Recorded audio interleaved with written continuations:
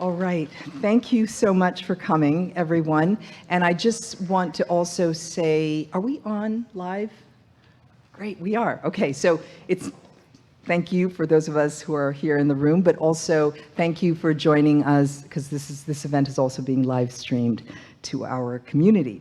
I am Michelle Valadares, the director of the MFA program in creative writing, where I also teach poetry.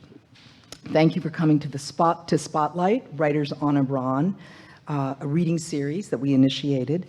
This is the third event of our Spotlight series and also our program's first in-person event, very exciting, since 2019. Our previous two readings in the series featured novelists and members of our faculty, Amir Ahmadi and Dalia Sofer. And tonight we are thrilled to have Professor Michal Dekel to celebrate the paperback launch of her groundbreaking work, Tehran Children. This semester, our program experienced the heartbreaking loss of one of our students, the journalist Brent Renaud, who was killed in Ukraine a few weeks ago. It is for that reason that tonight's discussion is particularly poignant, addressing many of the same topics, including the consequences of war and the plight of refugees that Mr. Renaud engaged with in his own work. Before we begin, I'd like to acknowledge our funders for the event. The Kenneth Cowell Fund for Advancing American Literature and the Luce Foundation. The Luce grant we received 2 years ago enabled us to establish the Harlem Storytelling Project, Archives as Muse. Professor Dekel has taught courses on the archival memoir in our MFA program, so this talk is also an extension of our work to build the Archives as Muse project. The project is not, this project is not an archives event itself, but it is a portal into the ways in which creative writers utilize archives. So in other words, our archives project, we're not creating an archive, but a portal to other archives. And particularly Harlem archives like the Schomburg Center and our Cohen Library archives. The full video of the talk tonight will be available to watch on our website following this event. We also want to acknowledge a few distinguished guests. Among us in the audience, Mr. Stuart Katz and his wife, Dr. Jane Martin, who established the Stuart Katz Professorship in the Humanities, a title which was awarded to Professor Dekel this year in acknowledgement of her many accomplishments. The Katz Fellowship enables scholars to pursue their creative and research activities, so we are very grateful. And now I'd like to introduce a surprise guest, President Vincent Boudreau. And I don't have formal comments, but I just want to say that the MFA program is so grateful for President Boudreau's support. He's a great champion of our program, and he's always surprises us, and we thank you. We're very grateful for your support.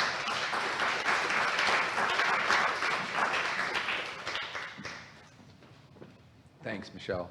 It's true, I love this program. I think it does tremendous things, principally telling stories that don't get told the way they get told at City College, from experiences that are not often in the spotlight, to use the title of the series.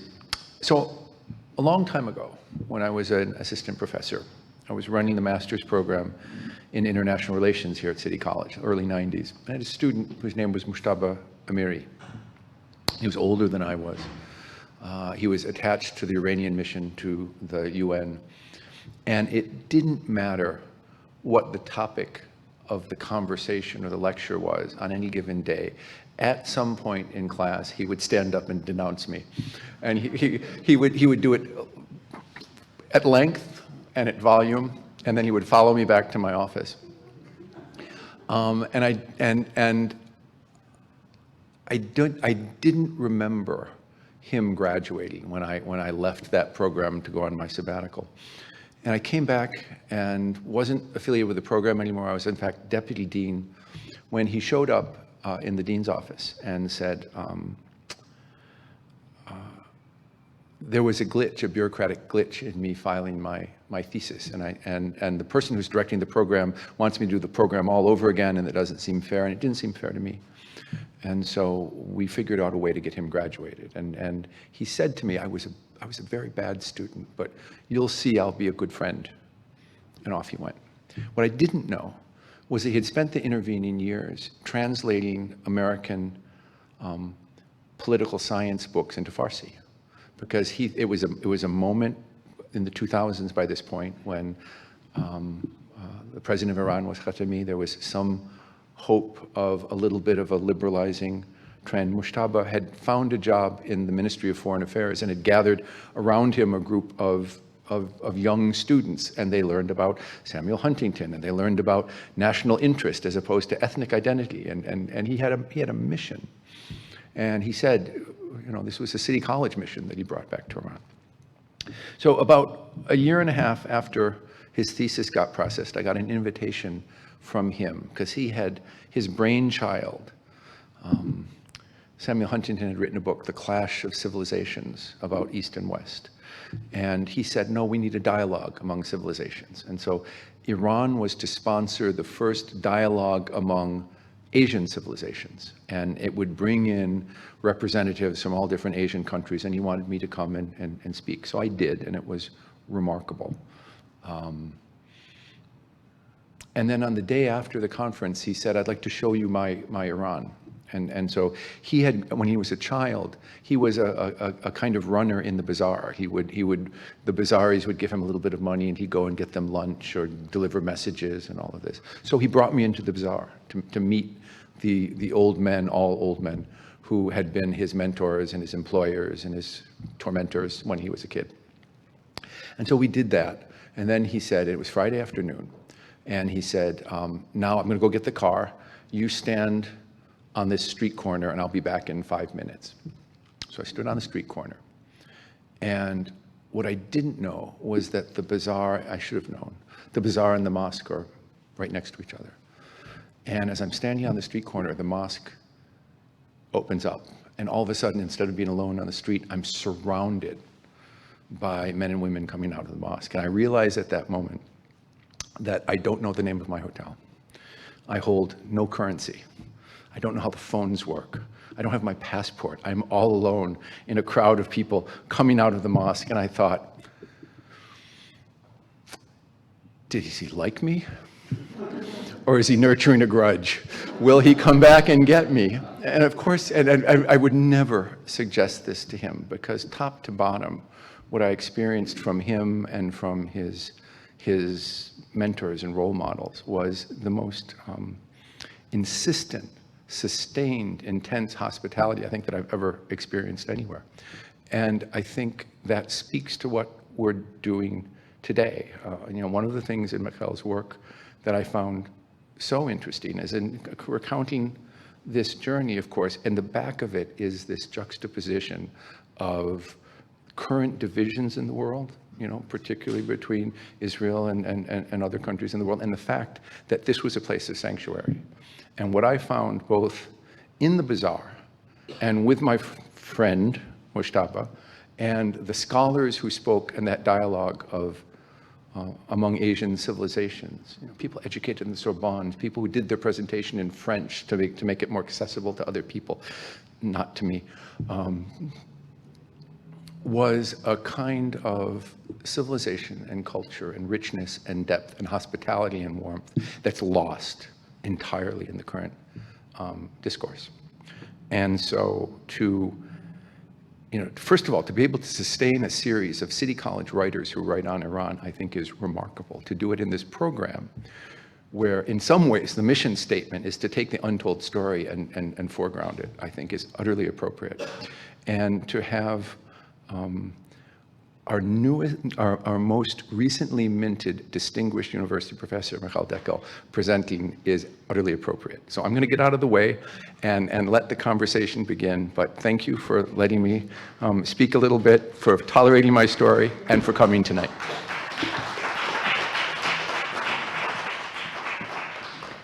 And now I'd like to introduce the Dean of Humanities and Arts, Renata Miller. We're so grateful to the Dean and her office for her continued support of our program.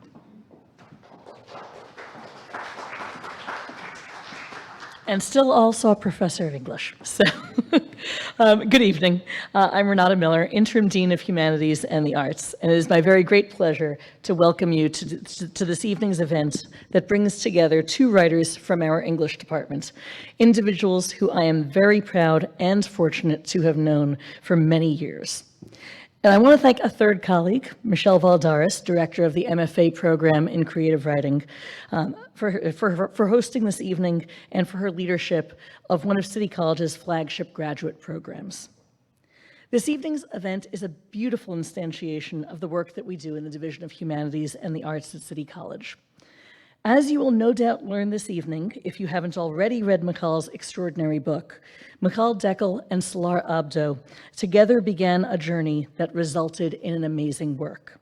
Michal's book, on the one hand, traces a narrative of personal development and the discovery of family history, and on the other, a political and social history that is expansive in its geographic scope and in its implications for understanding our world today. The Division of Humanities and the Arts and many of our departments, including the English department and the MFA program in creative writing within it, incorporate both humanistic study, the study of cultural objects and texts, and artistic creation, the making of cultural objects and texts. And indeed, Michal and Salar bring to tonight's intellectual exchange their respective areas of training as a cultural critic in Michal's case, and novelist and essayist in Salar's. Our division studies diverse cultures. Michal and Salar bring different backgrounds and different perspectives to tonight's conversation, and our understanding is the richer because of that. Tonight's conversation exemplifies the interdisciplinary, complex, ambitious work that we pursue in humanities and the arts at City College, work that builds our understanding of human culture and empowers us to shape culture. Welcome, and I hope you enjoy this evening's discussion.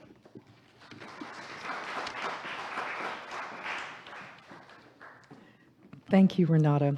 Before I hand the program over, I must acknowledge a few individuals in the English department who literally made this evening possible. Yana Joseph, our Director of the Office Administration, and Stuart Sinclair, our Graduate Coordinator. With that, I will now introduce Professor Salar Abdoh. Salar is an essayist and an esteemed novelist whose latest book, Out of Mesopotamia, was selected as a New York Times Editor's Choice and was chosen by Publishers Weekly as one of the best books of the year in 2020. He is also the former director of the MFA program and my partner behind the scenes who helps enormously with the shaping and running of our program.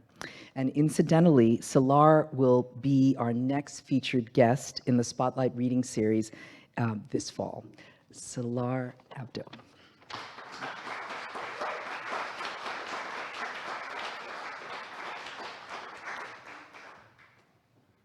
Thank you so much. Are we going to be sitting there? All right. Okay. I'll just read a little bit if I can find it. I did know that's about what Vince just talked about, Tehran. I was really moved by that. I lived near the bazaar. If I had seen you there, I would have surely helped you out. But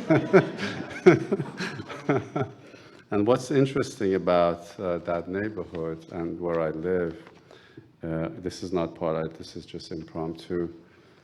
We discovered later, I discovered and I told Michal is, I live directly across a synagogue in Tehran. It's an old Jewish quarter. And I can look into the backyard. Sometimes they invite me in during some of their events. We're good friends. And later I found out that the Polish Jews who came to Tehran, there's the regular synagogue that had been there for a long time. Then they built an annex there that to this day stands. And every morning and every night I see this synagogue, and I remember Michal's book, of course, and I'm really honored to be here, and I'm really happy that all of you are here. So I'll read just a little bit. I prepared something about all of this, what it's about. and then we'll start the questions.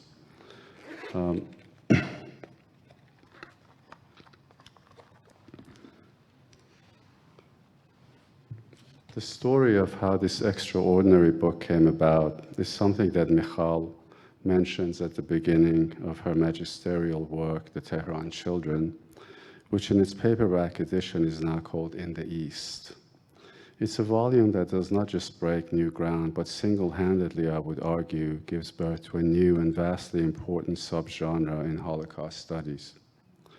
The book description rightly mentions that despite decades of outstanding writing about the Holocaust, the full story of roughly 250,000 Jews who survived Nazi extermination in the Soviet interior, Central Asia, and the Middle East is nearly unknown, even to their descendants.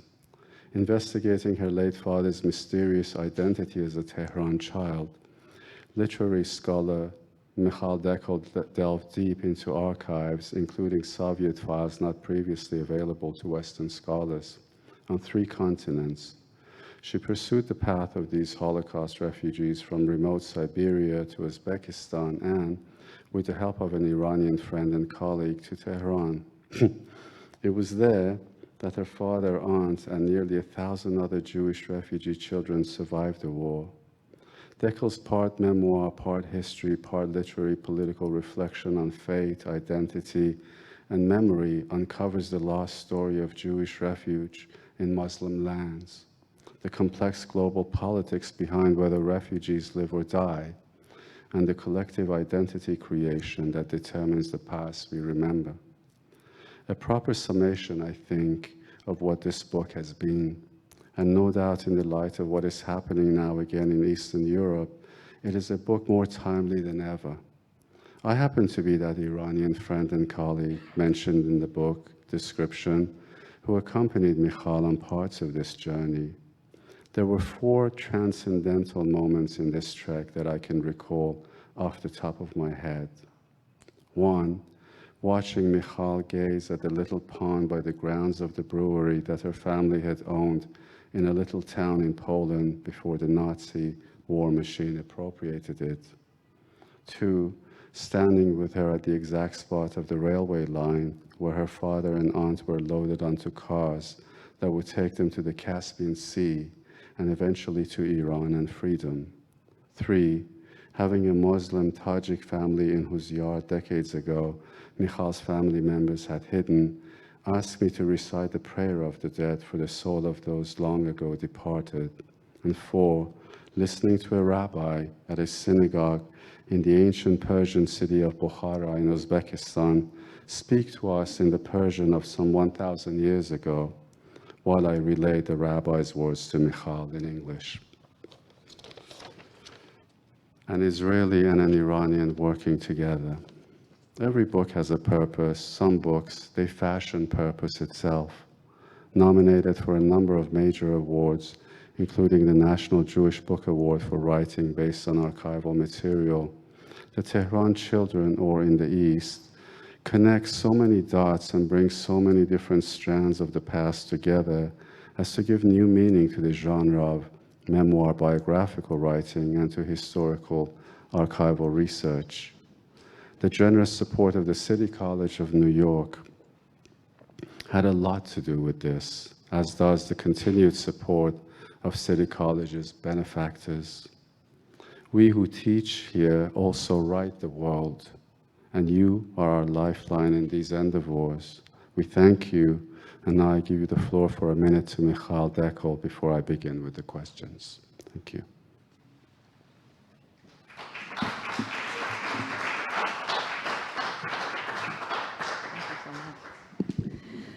Thank you. I actually didn't prepare any. I thought I was just answering questions, so I didn't really prepare anything. I just thank you all for being here. Thank you for obviously Salar's moving words. And the truth be told, I probably wouldn't have written this book without Salar, because this book began with a conversation in 2007 when Salar asked me about these refugees and asked me about whether I knew anything about Holocaust refugees in Tehran. This is the first time that I started thinking about what I don't know about my father and what I would like to know about my father.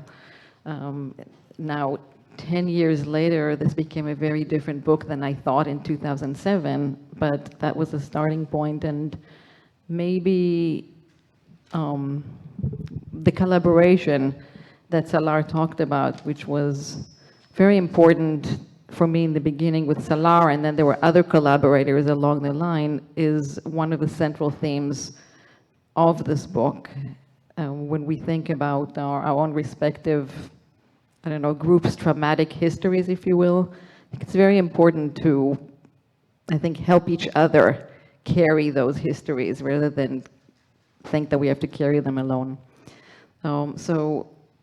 Again, thank you for being here, Renata. Thank you for that introduction. Michelle, Vince, the Katzes, Jane, and Stuart. I really feel like I'm among friends here, and it's a pleasure. Thank you.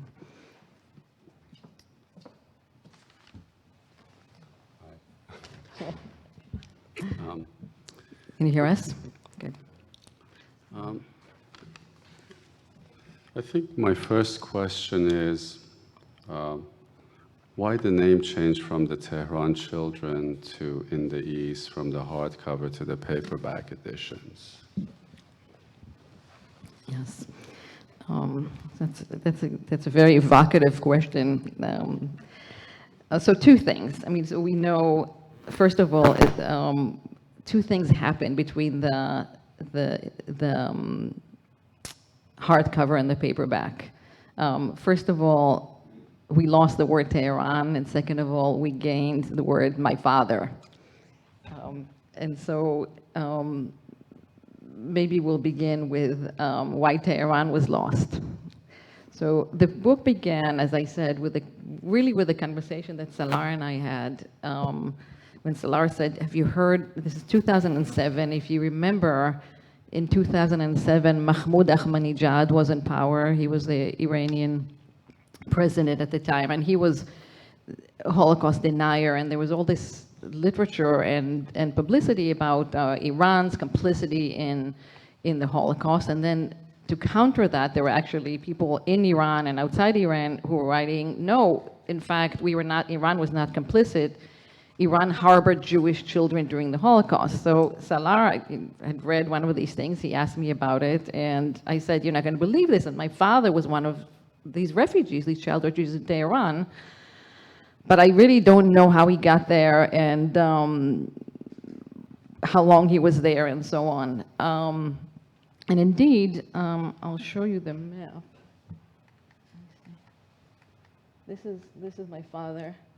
This is what I wanted to show you. So indeed, my father was one of the Tehran children.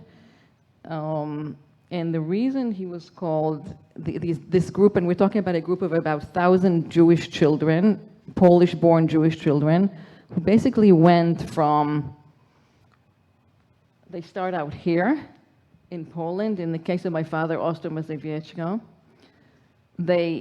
In September 1939, they escape to the Soviet side. So Bialystok over here is already the Soviet side.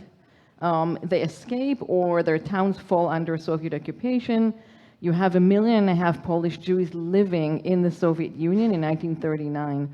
Of these, about a third, about 500,000, are deported, exiled by the Soviets to gulags all over the Russian interior, in their case to Arkhangelsk, so all the way north. They become slave laborers, and the fact that they're deported so far saves their lives. So in fact, you could say that they escaped Nazi extermination by becoming Soviet slave laborers. They're here in gulags for about 1.5 years. Many of them are later released.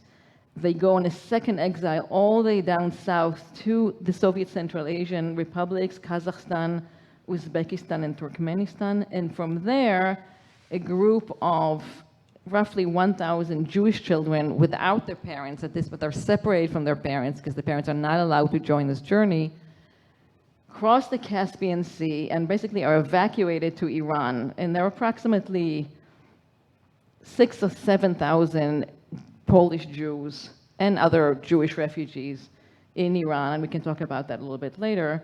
They're right here, they're in Tehran. Eventually, they're evacuated to mandatory Palestine through the Persian Gulf, the Arabian Sea, the Suez Canal, Egypt, and into, Tel Aviv and Jerusalem.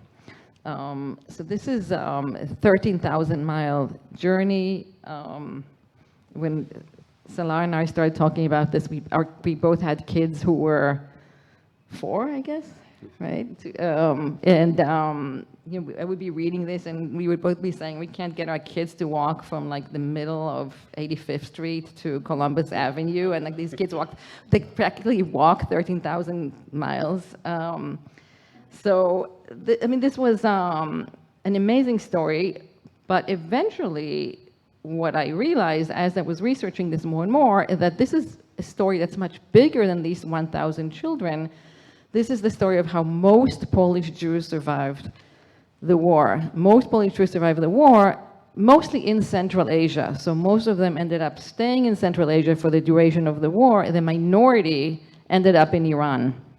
Although, as I've learned many things since the book came out. In a way, I need to write a sequel to the book now because so many people write me, and I learned, for example, that there are many more people in Tehran than I thought, or in Iran, because people were stowaways and they came away with hidden identities and they pretended to be Christian, Poles, and so on. But it's still a minority. So when my book came out, a lot of the people that wrote me and the readers and so on were descendants of those people who were in Central Asia. So my publisher, Norton, decided that we should not have the book seem as if it's just about Iran, but, if you notice, if we go back to, so there's actually a map here, and the map is really a map of this whole journey. So they wanted the title to reflect the whole journey and not just Tehran.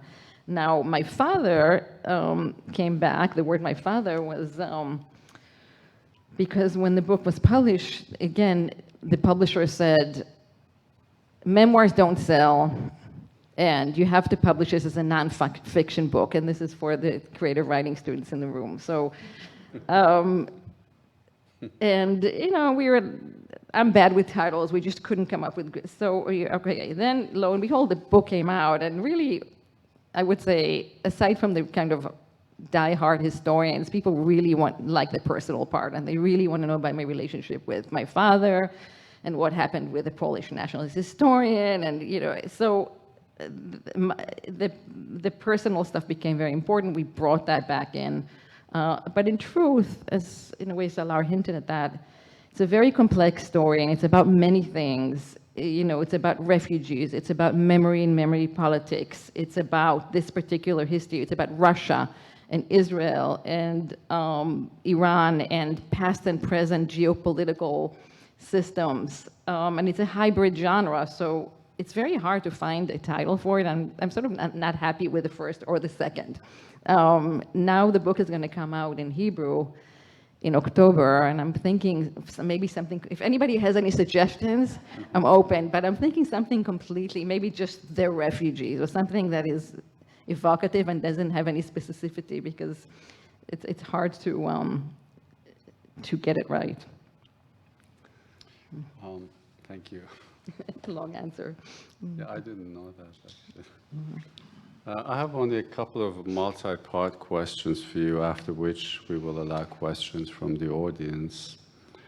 The relevance of this book today is, of course, undeniable, especially vis-a-vis the issue of refugees. Can you talk about this a little bit, and how does current politics affect how the book is received nowadays? And in general, if you can talk about the warm reception or antagonisms that the book may have received around the world because of what we're living today. Yeah, it received both. Mostly warm, but also a lot of antagonism. So yes, first of all, the relevance. Yes, of course, it's a book about refugees.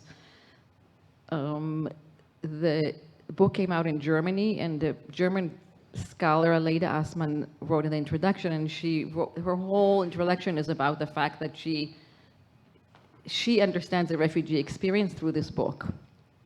And I do think that there is something universal in the book about the refugee experience. When I was looking at all these Ukrainian refugees and the sentences that they said, there's somebody who said, look, I'm now homeless. Like yesterday I had a job and I had a house and now I'm homeless. I mean, those same sentences I read in people's testimonies. I think to me, one of the best writer on refugees is Hannah Arendt, the political philosopher Hannah Arendt. She has an essay called We Refugees. She published it in 1943 in New York. And she said something, contemporary history has created a new kind of human beings, the kind that are put in concentration camps by our foes and in refugee internment camps by our friends. And she really describes this experience of herself and many of these people who, one day maybe themselves were philanthropists. And then now they are in need of philanthropy and just being in that state. So I do think that is a big part of what my book is. My book is also in some ways a history of refugee aid, because many of the things that we have today, the conventions on refugees, the UN, UNRWA, the UN Refugee Agency, they were founded because of these World War II refugees, right? So they were founded in 1950 or so. These things weren't in place then. The Joint Distribution Committee that I write about, so an Jewish organization that helped these refugees, in some ways, it learned how to help refugees during that time, and what it learned, they're now implementing in Ukraine, and they're helping Ukrainian refugees on the ground right now, and they've helped refugees in other parts of the world. So it's a universal story, it's a history of refugees. That's one thing. That's in terms of the refugees. In terms of the geopolitical stuff, I mean, there are a lot of things. I mean, Renata and I were just on a panel on Ukraine, and it really made me think, many of the things that are happening today are, I saw roots when I was researching my book. I saw their root when I was researching my book. For example, when I was in Poland in 2014, the people who were my hosts basically said to me, like after I get to know them better, they would say, we have this training for civilians for the day that Russia invades us. And I would sit there and I would think, like, these psychos, paranoid people are using, where did they get this idea Russia is going to invade them? But in fact, it turns out they were vindicated. When I was traveling in Russia and researching in Russia, in those areas that are away from the center and are still very Soviet. And people would talk to me about World War II as if it was happening now. It's, and again, I'm the daughter of a Holocaust refugee, but for me, the Holocaust was this thing that happened 70 years ago, 80 years ago. But for these people, they were still keeping score. And so then we see that spilling into the present. That's a way in which it was relevant. Of course, Iran is very relevant. And Salar knows this story, but one of the things that has happened with this book also, the regimes have changed, American government has changed.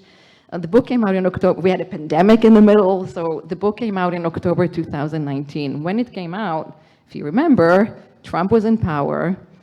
The Iranian nuclear agreement was off the table. And so a lot of the liberal organizations, including liberal Jewish organizations, were really happy to invite me and to talk about basically a pretty kind of nice chapter and to say pretty nice things about Iran hosting Holocaust refugees. And so my book came out October 2019. Maybe in January 2020, I received an invitation from the United States Holocaust Memorial Museum in Washington, D.C. to do this big event on Iran and the Holocaust. Then there was a pandemic, so it got postponed and postponed and postponed. And finally, they said, okay, we'll do it by Zoom. And we had the whole thing planned. Meanwhile, Trump lost the elections. Biden was elected. The Iran nuclear agreement is now back on the table. And then the Holocaust Museum said, well, are we going to do this event that will look like we're sort of supporting Iran at this moment? So they got very nervous about doing this event, and they said, okay, then we want you to speak about your book, but we also want you to speak about current anti-Semitism in Iran and so on. I said, that's not my field. I mean, I can't really speak about it. I don't know anything about it. Bring somebody else to talk about that. And it just became this very tense thing around Iran. And so I've had a lot of these political knots around my book. I've had Polish nationalists attack me in events, some in live events, and a lot of them on Twitter. Kind of very scary people, but I don't know, my son convinced me that it's okay because it's good, controversy is good, and they're not going to do anything to me, but it was very uncomfortable because of something that a New York Times reviewer mentioned about the poll. So in general, I've had, I would say, negative responses from nationalists across the board. Poles, some Jews, some Muslims, I don't know, I'm told Pakistanis, but maybe Iranians. And partly because the message of the book is complex, and it is a kind of humanistic message of groups helping each other and so on. So maybe it doesn't sit well with nationalists. Thank you for that detailed response. I have another multi-part question for you. This book, needless to say, is both rigorous historical research and yet deeply personal memoir writing. To achieve this, you had to do quite a bit of archival work. Can you talk a little bit about the obstacles you faced and or the help you received in this path? Also, I'd like you to talk a little about the relationship between the archival and the personal. Maybe I'll start with the second half of your question. Michelle said I teach a class on the archival memoir. And I do think in my work, as well as in life, I think, the historical and the personal cannot be separated. The psychologists will have to forgive me, but I don't think we are completely psychological beings. But I think we're historical beings. I think we're shaped by our own and our people's histories. So one of the things, the book begins maybe with the most very, very personal question to me, which was, first of all, the question of my father and who was my father. My father was a very enigmatic person, but also more specifically about my father's relationship to his mother. This sort of unusual closeness that they had, which as a child I felt was at my expense, at the expense of myself and my siblings. And I grew up very much with this jealousy in a way of my father's relationship with his mother, and this is something that really shaped me.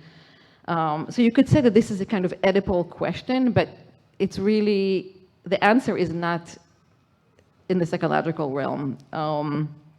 And so I spent 10 years and I wrote a 400-page book to answer that question in many ways. On a more personal level, and again, I was, that I was born and raised in Israel, and I think, Israeli society is a society that was founded on turning its back to its past in many ways. I mean,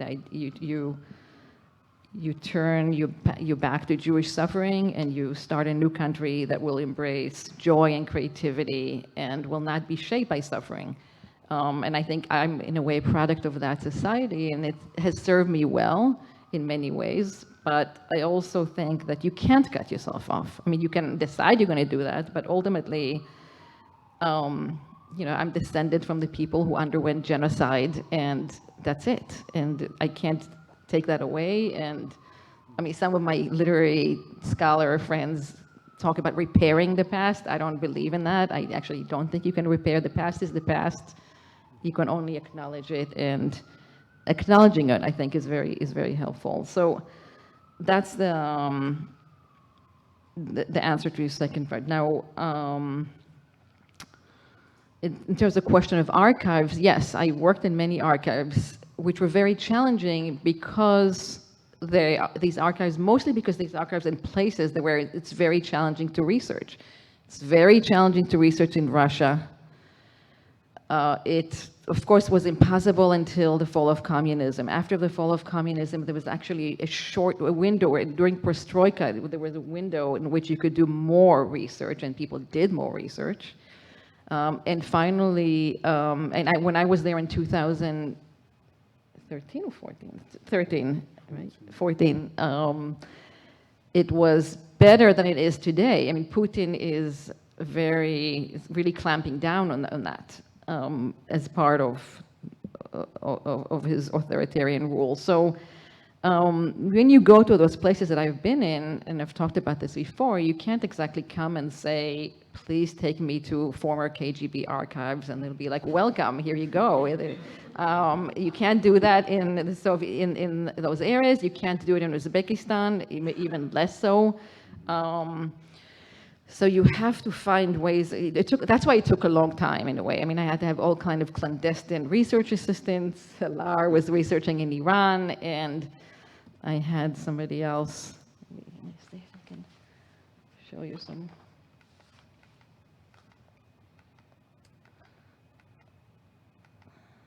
This was my research assistant in Uzbekistan, and he's an ethnic Korean who also came from a family who was part of a deportees, and he was helping me there, and he was, it was dangerous. I would say that he risked himself to help me, and he would be, we were an official tour, and he was the clandestine research guide. He would be like, Professor, I have like these names for you, and this conquis, and so that's challenging.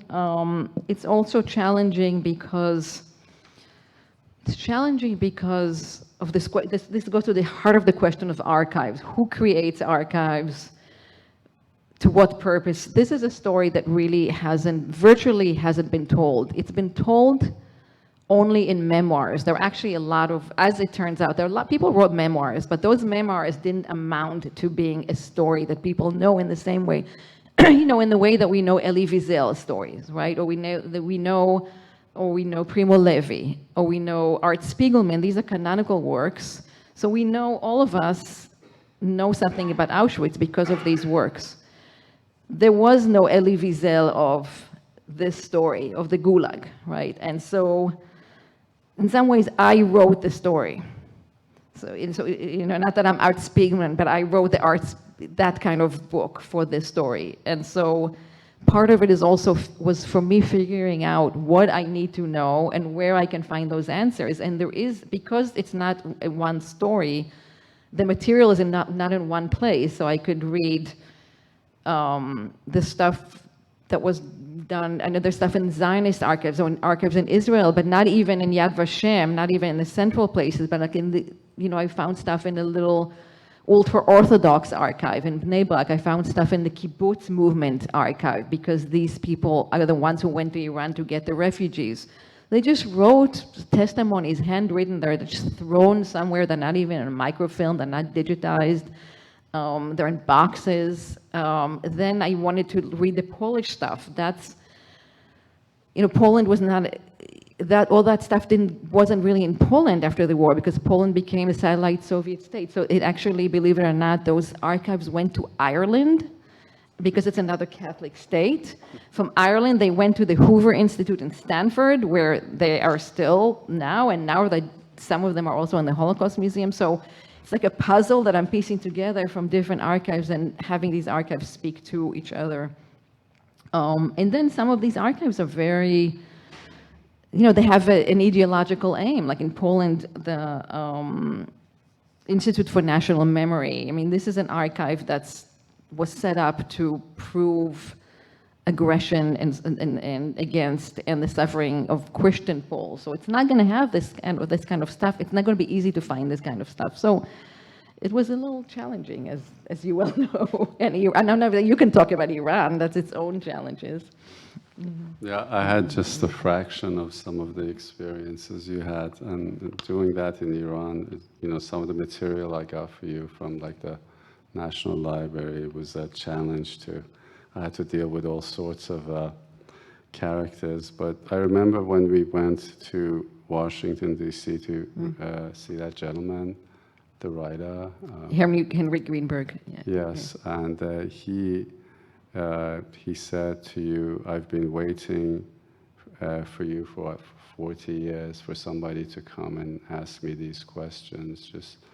I can't emphasize enough the importance of this book and what it did to bring so many strands, connect so many dots. But we also had absurd and interesting moments. I was telling my graduate class the other day that this has nothing to do with all of this, but remember by the Andes Army Cemetery in Uzbekistan, I got a nail in my head. And then there was this holy gentleman coming off the field. His hands were more than a little bit dirty, and then he put his hands on my bleeding head with a hole in it, and he started, you know, doing some prayer, and I turned to Michal and I said, well, if I die here, just bury me next to the Andes Army. We had moments like that in this vastly interesting and poignant story, which I'm honored to have been a small part of. I guess my last question to you, Michal, is because this is one of those stories, as many stories are, and it's a follow-up question, really. How did you deal with multiple versions of the same story? Yeah. So yes, there are multiple versions of the same story because, again, this is a story, on the one hand, it's a Jewish story, but first of all, millions of people were deported to gulags by the Soviets. So, you know, that this guy's family, in Russia, in fact, I had, like, this is my favorite chapter in my book because it's really, I think it's funny because I had a mini oligarch who was my host, who was helping me in Russia because it was the only way I was going to able to get to certain materials. And let me see if I can find him. That's Salar. I had a photo of him somewhere. The professor too. He was an interesting character. Maybe I'm missing it. You want to look for it while I. Anyway, he was the furthest. He was an oligarch. He was the furthest away from anything intellectual, or I mean, he didn't know why I was doing this. He just wanted to take me to like good restaurants in Moscow and have a good time. And he was like, I insisted that we go. We take a 29-hour ride and by train from Moscow to where I need to go and so on. And yeah, here he is. So this is the oligarch.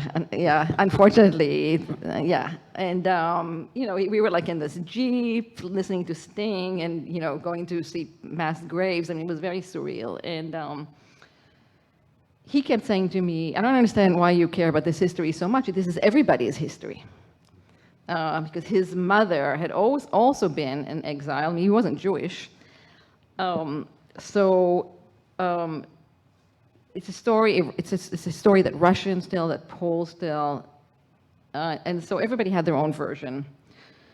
And in the book, I definitely tried. I should say one thing, that the book is not a postmodern book, and the book actually really goes after trying to find the truth of certain historical moments. It doesn't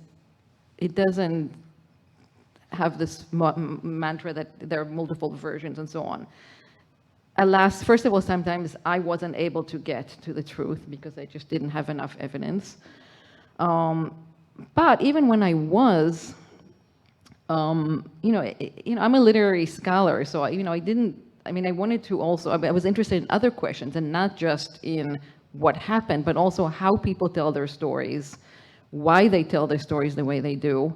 So a lot of times I left multiple, I would say this person says this person says that, but I would maybe refute one version, but I would still leave it there. I'll give you an example. I mean, I spoke about this before. I guess I spoke about it in the cat when I gave the cat talk. But this, let me go back here, and I can tell you more about these slides.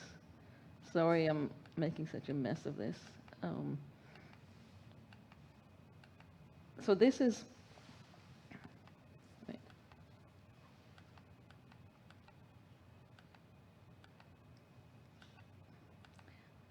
I'm trying to get to.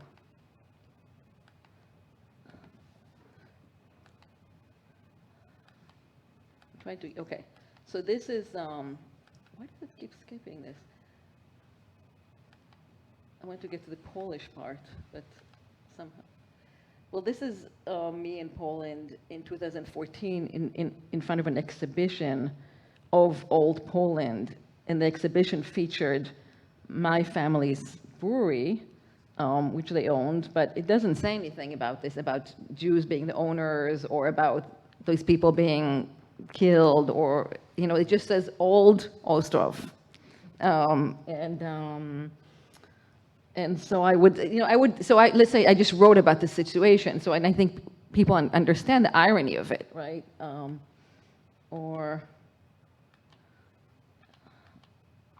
Okay. I don't know, sorry. I seem to be going in circles, not getting to where I need to go. But there was one, I'll find it in a minute. For example, there was one, in the brewery, was the brewery that my family owned became Gestapo headquarters during the war.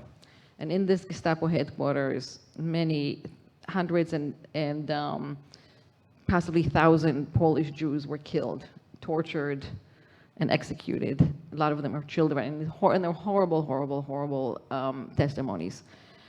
The person who was my host in Poland would say to me, well, this is a place of Polish heroism, and this is where the Polish heroes who fighting for the Polish homeland died. And she wouldn't mention the fact that Jews died there, where in fact 95 or 98% of the people who were killed there were Jews.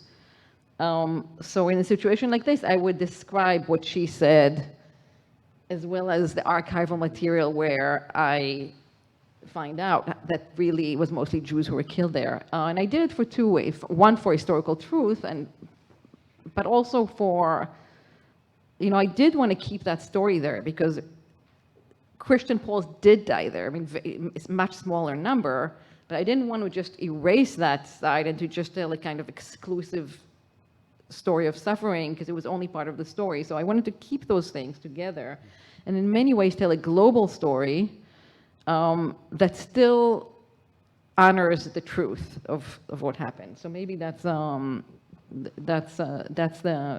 answer. And, you know, I think a lot of people appreciate that, some people don't. But this is what I chose to do. If I recall correctly, even the plaque on the brewery, the mention, like there was something there, it was very little, next to no mention of, it was a remembrance of Polish heroism, right? That's the plaque you're looking for. Yeah, there is no mention of, yeah, I'm looking for it here. I think it's here somewhere, but there is no, I mean, I spoke about this at length in another lecture, and which is, I mean, there was only a plaque for Polish heroism. There is no, so basically that plaque was put where it was mostly Polish Jews who who killed, and it was also a property that was basically stolen from Jews, you know, my family. So, but even there, I've gone through different stages, and now I sort of feel like I should maybe go back there and try to put that plaque, that's just the plaque, and that, I mean, get over my anger, or at least control it, and just say, okay, maybe it can coexist with whatever you have there. So not go into kind of head-to-head fight, but maybe to really try to put something there where I can claim or reclaim some of that history for my own family and for my own people without much more than that. So we'll see if I can get there. Thank you for that. I'm going to open it for questions from the audience now. Thank you, Michal. If there's any questions. I mean, if there are no questions, I can also maybe go over this, show you a little bit of the Yeah. slides if you're interested. But there's a question, I think. Well, just based on what you said about how it's very delicate when you bring in the archival history with the history that is currently presently kind of known to say the Polish people. How do you deal with that? How do you work through knowing that there is this archival history that is kind of not being denied currently in the countries that you visited? So do you have a plan to perhaps pursue further outside of the family aspect and kind of delve even deeper into the historical context? Yeah, well, actually, I don't know if you know, but some of you know. I mean, I published a piece in Poland that was more general about my experiences, and it was published in like the New York Times of Poland. It got a lot of response, so I do. You could say that I'm maybe a memory activist now, in a sense, and I'm part of a group. I'm not the only one. I mean, there are really amazing Polish historians and historians in all of these countries, because this is not just in Poland, this is in all of Central and Eastern Europe. There is this revisionism and distortion in various ways, and some of it is, it's very related to the current war, because it's not just revisionism. I mean, it's this, the problem is that in these countries, they speak about Soviet and German aggression. And a lot of times they will celebrate, let's say, the hero who overcame the Soviet aggression. But that hero who overcame the Soviet aggression was a Nazi, right? And so somebody like me will come and will say, how come you're celebrating, you have this big statue for this Nazi? And they'll be like, well, he's our hero. And so you have this kind of competition, this very complex puzzle, and also this competition of suffering, if you will, which is very complex. In some ways, actually, Poland, in some ways, it's in better shape because it actually has people who are fighting this. In some countries, there is nobody fighting it. They just live in the whole other reality that has nothing to do with reality. So yeah, I am a memory activist, but at the moment, I'm also looking for ways to think about how can we think about this more productively, where it's not a competition of narratives, because competition doesn't go anywhere. It doesn't, people get very defensive, and they close off. I even feel that in my own self. I mean, it's very hard for me to have empathy for Polish suffering when somebody is, completely taking over my family's space. And so I'm looking for ways to not create analogies, because it's not analogous, but to have maybe models by which we can keep a lot of these histories alongside one each other without having one canceling the other. It's pretty challenging. It's not so easy, right? I mean, these are real conflicts, but that's where I am now. But when I was writing my book, I was very scared. First of all, I was a lot more ignorant, and now I know a lot more, but also I was a lot more scared. I don't know, I thought like they would do something to me, and they would these Poles would come at night and on me. But then I was there to protect you. Right, except you protected me, yeah, but when you weren't there. Now I feel much more able to stand my ground, and I also feel it's my duty because, I'm a distinguished professor, I'm tenured, if I don't speak, who will speak? I'm so protected in a way that many other people are not in those countries. So I do talk about this very often, and in different contexts, in Israel too. I mean, in Israel, a lot of times people just don't care right? About this stuff, right? So they're like, oh, well, whatever, let the Poles have their narrative. But, you know, I think, as opposed, I mean, many people think that it's good to forget, right? I mean, I don't know if anybody here reads Yuval Noah Harari, who wrote *Sapiens*, the famous Israeli historian. And recently I was listening to an interview with him, and the person asked him, how do you think we should deal with this past? And he's like, everybody should forget. Palestinians should forget, Israelis should forget, Poles should forget, Iranians should forget, just forget about the past. And I don't believe in that. I mean, I think you start with knowing, and you start with your pain about what happened to your people, and you sit with it, and you accept it, and you have empathy for yourself, and you have empathy for the other people as much as you can.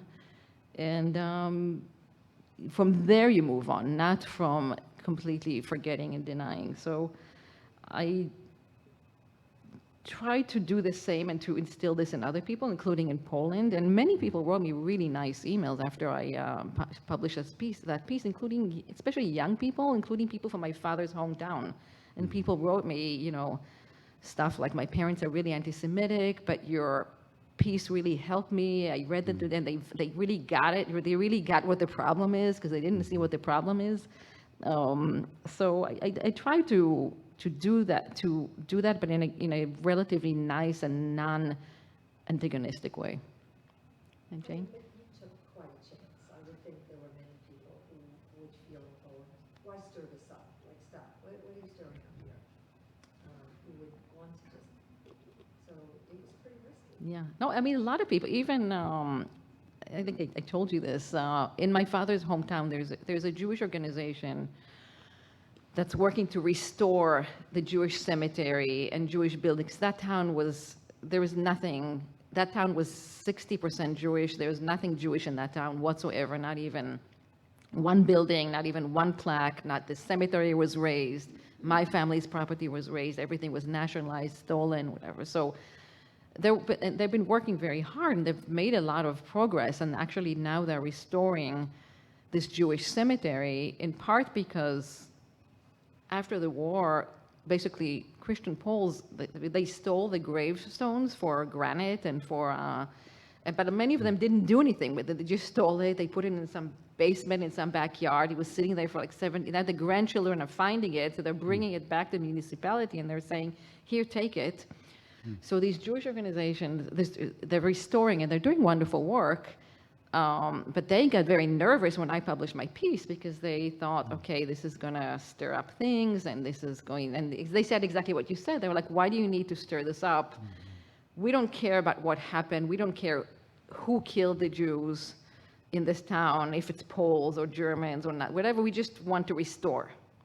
We don't want to deal with those questions. And I just said to them, you know, everybody has their job. And, you know, as I said, you want to do, I mean, I really respect that, and I respect that's what you want to do, but I'm a scholar, and my job is to search for the truth and to write about it. I'm not doing it just to stir things up and antagonize it. I mean, how are new generations going to move on? I mean, I just feel like we are going to be caught in this loop forever. Like Maya Angelou said, I don't think she's wrong to say that, you know, history will replay itself. And we see that, by the way, in Russia. So one of the things that's happening in Russia, don't forget that the Gulag was not liberated, right? So the camps, the Nazi concentration camps, they were liberated in 1945, right? So people were liberated, and people, of course, most people died.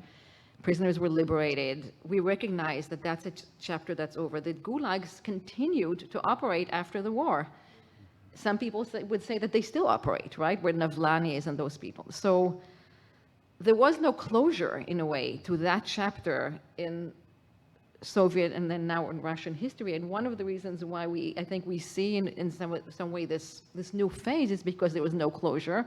And many Russians believe Putin's narrative because they never mourned, they never understood that this thing happened, that millions of people were deported, millions of prisoners died.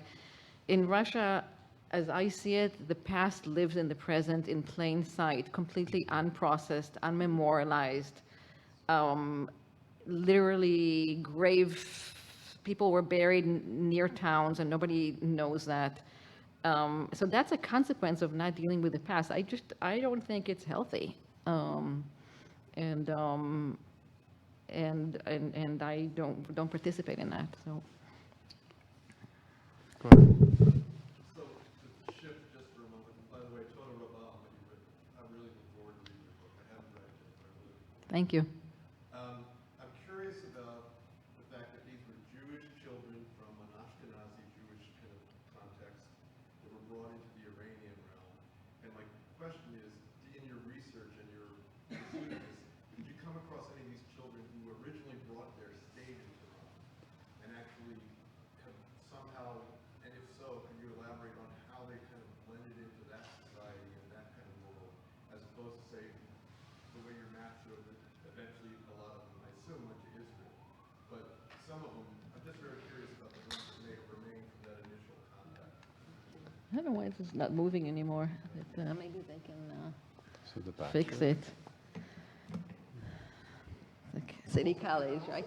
Yeah. But I'm also kind of curious if the Iranian Jewish community, which had its own history, and the Ashkenazi element of these children, if they somehow blended together. Yeah, it's a great question. There are 2 chapters on this in my book, and it's a question that I thought about it a lot, because obviously it's a very interesting meeting point, right?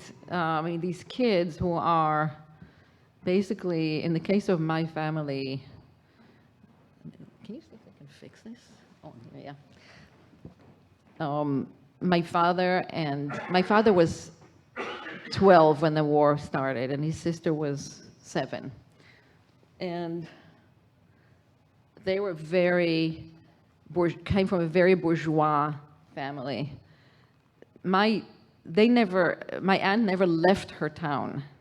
My father left his town once to Warsaw.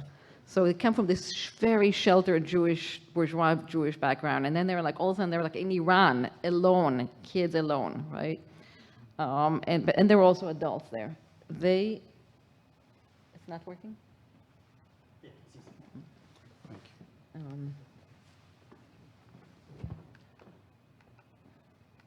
I'm going to see. So yes, they come to Iran, and no, it's not working. Well, maybe.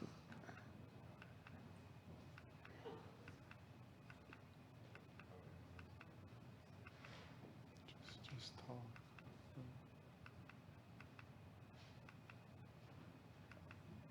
They come to Iran and they meet this Persian community, that they didn't even know existed, right? Basically, and this, by the way, the synagogue that Salar was talking about. This is the synagogue. Oh, yeah. This is the synagogue This is today, right? I can see into it from my window. He can, yeah. And this, I really don't like this this thing. I sort of feel like I'm going to go over there and maybe use my.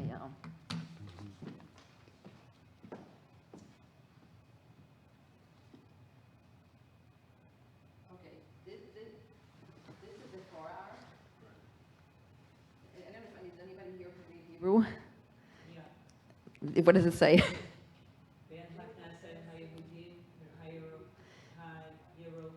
Yeah, it says the synagogue of the European Jews. This is in Tehran. So this is actually, so it's a kind of, they cordoned off a part of the synagogue to create a synagogue for the European Jews. They were also German European Jews who were refugees. And so they, and I have a very moving part in my book where these children are actually taken to the synagogue in Yom Kippur, 1942. And I always cry when I read my own book anyway, because the testimonies are of basically these Persians are sitting there and they bring in these kids who are like, some of them are like 5, 4 or 5, and in rags, and they're walking into the synagogue and alone, and people just start crying. The local people start crying, the men start crying, the women. So it's a very interesting meeting point. It's, and when we think today about the refugees going east to west, right? The Syrian refugees, but this is the opposite. This is west to east. And yes, people do, some local Persian Jews and also Iraqi Jews who are in Tehran actually are big benefactors and hosts of these children and give money and so on. But there are also testimonies of people who are hosted for Shabbat dinners. They collect clothing and food and so on for these children, and also for the refugees in general. And it's there were 4 rabbis, Polish-born rabbis who were also refugees in Tehran. One of them wrote a memoir about it. It's an amazing memoir which he writes about being hosted by these families, and he's sort of looking at how they celebrate Yom Kippur, and he's like, it's so different from us, but it's not arrogant. It's sort of, here you have this man who basically doesn't have anything, and he's hosted by this very ancient old Jewish community. So they're very interesting moments. There are people who stayed more, and as I'm finding more and more, and like, I mean, your point is very good about people staying, because when I show the map, it looks like it's just a journey, but it's not really a journey, because every point of transit, every point of transit for my father is an end point to many, many people. And I always tell this in my talks that, Salar knows this because he saw me, but in many ways, when I traveled, I saw this. By the way, this is the children coming to Palestine in February 1943. This is the Jewish population of Palestine greeting them. And basically, practically the entire population, schools closed, and everybody came out to greet these children when they came, and it was an incredible moment. You have to remember that, there was no internet, so it wasn't Zelensky being on Twitter. I mean, they didn't know what was going on, and all of a sudden these kids come from like that hell, and they're asking them if they know anything. This is my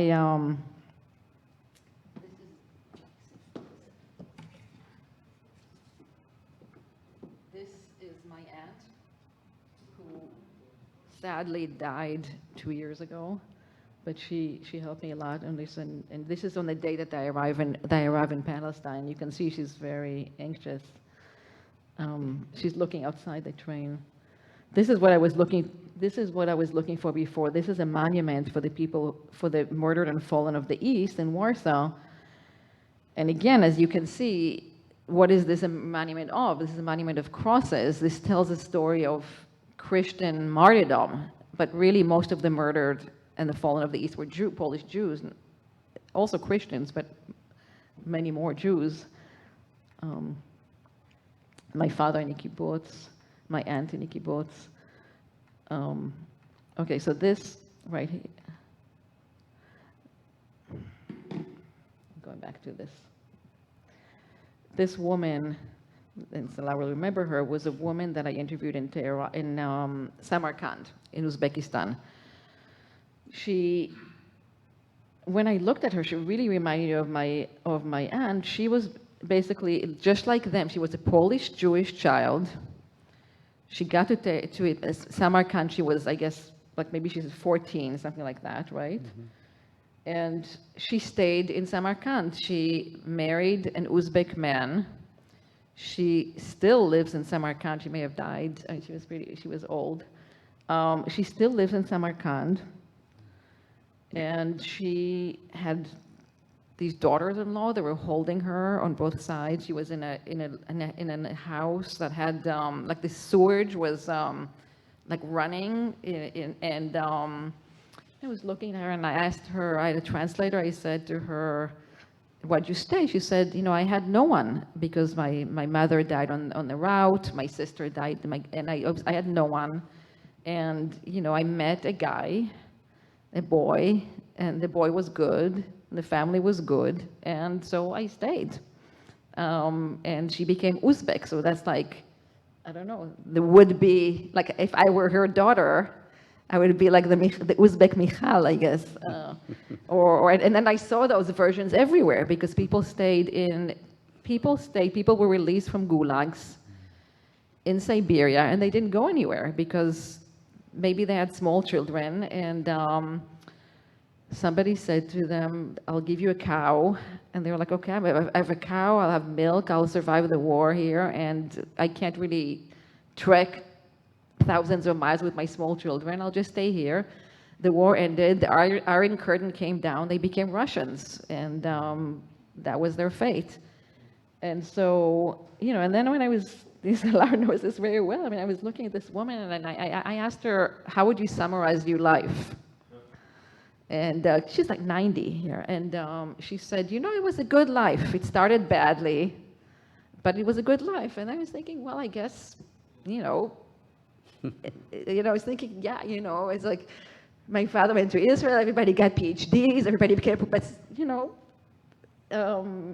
there are a lot of different lives that you can have. And Like there's that, the man and woman in the shoe shop in Tehran. You can show that one. yeah, you can talk about them. Like for instance, this gentleman here, he's the son of not a Polish Jew, but a Polish Christian lady who stayed in Tehran and married a gentleman, Muslim gentleman. And this is the basement of the shoe shop that they own. And I went to interview them. I was looking for Poles of whatever religion in Tehran. And so this is, again, an example of a person who is like the offspring of people who stayed, and there were many of them.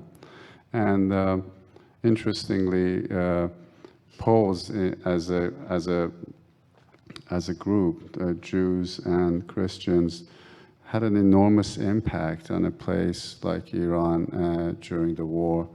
You have to imagine a place that they didn't know a lot of things. Women did not work outside of the house. And suddenly there's this enormous influx of these Europeans into this place. And then you have Polish dentists and doctors and physicians and this and that actually working. And it really had a profound impact on Iranian society at that time. And for the first time, many women started thinking, oh, I can do that.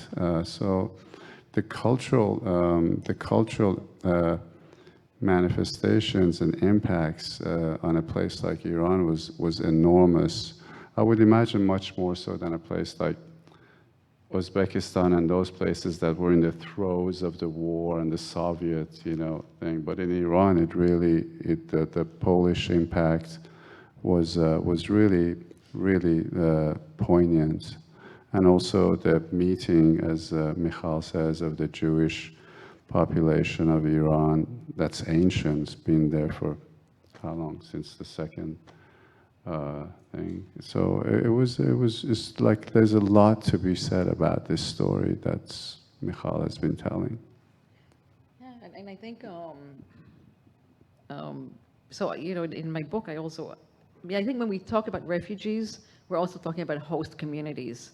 The host communities host the refugees, but the refugees change the host communities or impact the host communities, and it's a mutual relationship, and it's everywhere. In Uzbekistan too. I mean, people they would say, "Oh, we only had like one flavor ice cream," and the refugees brought like 10 flavors, and so it's very interesting, and that impact has.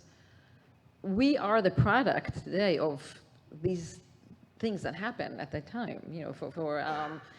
Israel had very good relations until '79. Israel and Iran had diplomatic relationships, and they were very close. And those diplomatic relationships began with these refugees. That was the beginning of the connection between these two communities, and then people came from Palestine, and they started forming a relationship with the Shah at the time, and so the whole world in a way changes because of these migrations, and I try to reconstruct that in the book as well. guess it's getting late, right? So, yeah. Sorry, I did see some other hands up, but I think we're out of one more question. We're all focused today on the crisis in Ukraine and the refugee situation and the response in Eastern Europe. What do you draw any parallels, what are the differences?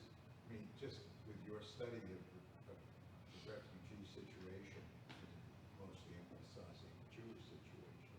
I mean, you have some insights into the current situation, and how does that inform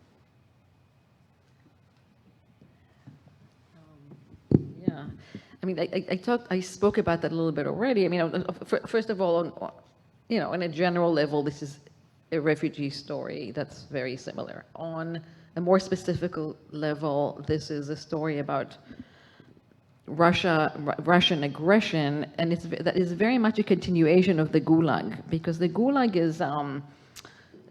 was, unlike the concentration camp, and I spoke about this, is the Gulag was not created to kill, in order to kill, but it nonetheless killed.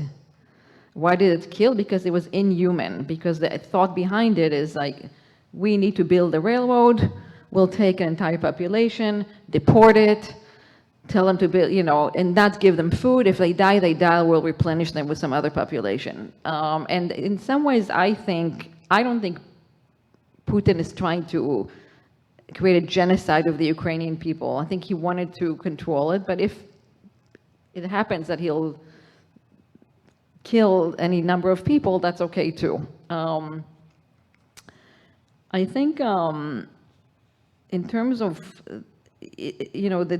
what's happening in terms of the discourse that's being used with like the Nazis versus the Soviets and the stuff that Putin is saying, and is, I mean, a lot of people are saying, oh, that's crazy, he's just saying that, Zelensky is Jewish anyway, so how can he call him a Nazi? But there is, again, this goes back to that kind of discourse that I talk about in World War II. And so I think that needs to be, now is not the moment to talk about complexities, right? Now is the moment to stop a war. But after that, we will need to talk about some complexities, because I was at Vanderbilt yesterday, actually, and they were telling me, I was talking to somebody, a scholar, she said, basically, we want to expel all the Russian historians from whatever associations. We want to, anybody who says anything good about Russia, we're going to, I mean, I think that's really, really dangerous, and that's really crazy, and that's really bad, because, it doesn't work that way. So I think maybe my book gives a key about how to think about this more complexly. Not right now, but in the future. I also write a lot about refugee aid, and that is something that is, both in terms of the dangers of what can happen with the black market and everything, and how hard it is to aid, but also about how to do it, and I think that's relevant. But it's a little bit, Zelensky says, well, this is the new Holocaust, right, against Ukraine. And Zelensky spoke in the Israeli parliament, in the Knesset, and he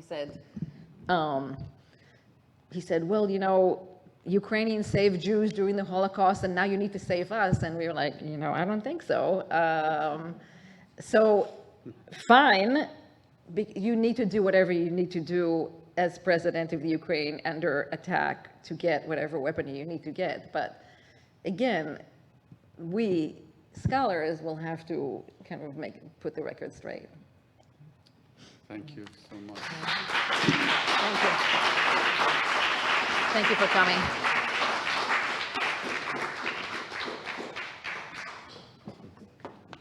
Thank you so much for coming. Thank you, Mahal. Thank you, Salar. And we have books for sale that Mahal will probably be willing to sign. So thank you.